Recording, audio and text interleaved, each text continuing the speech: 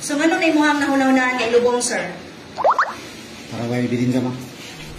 Viral karon sa social media ang post kabahin sa usa ka dalaga sa syudad sa Panabo nga gipatay human kini gi-rape sa kaipon sa iyang inahan.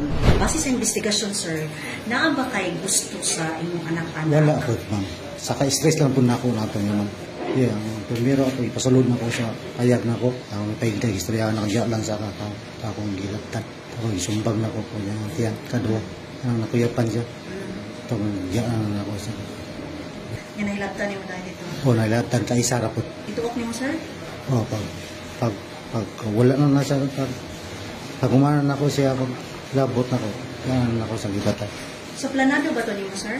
Dili pa to plano. Ang katulong adlaw po ito na akong plano po ito na ako na karong adlaw.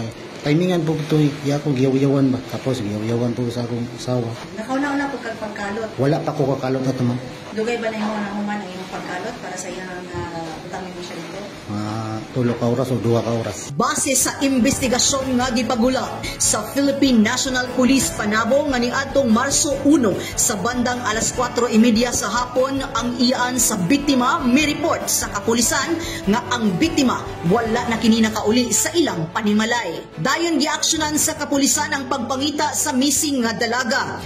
Usa ka classmate nga lalaki sa dalagita ang misugilon nga iyang nakita ang biktima o ang suspect nga naghinabi atubangan sa Panabo National High School kung asa nag-eskwela ang dalaga niadtong Pebrero 28, 2025.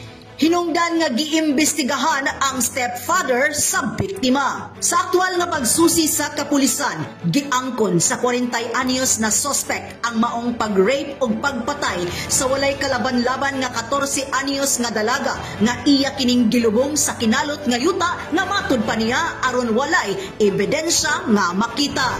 So as the investigation goes on, so naabot ta dito sa Little Panay, no? Dito na to na find out. Kaya pag-abot sa investigator, dito na find out na sila nakita dito nga obvious sign siya nga bag-oras siya nga gikalot nga kaya na-disturbance sa mga yuta. So dito nila out of curiosity of instinct po sa itong investigator, so giyang gikalot.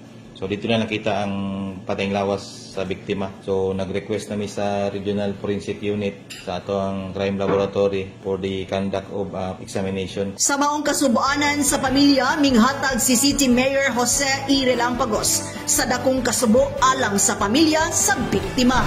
Gusto na ko nga wala naging crimes nga mahitabo sa siyudad sa Panabo pero di ginatong malikayan nga aduna naging mga badlungon.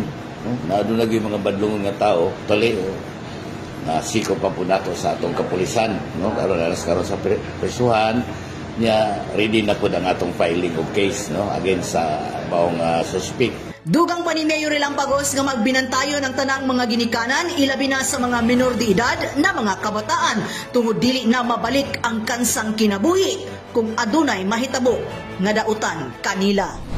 Kauban sa kamera si Louie Panagsagan kini si Dali Amag nagikan sa City Information Office Broadcast Services alang sa Frontline News Panabo. Importante, informed.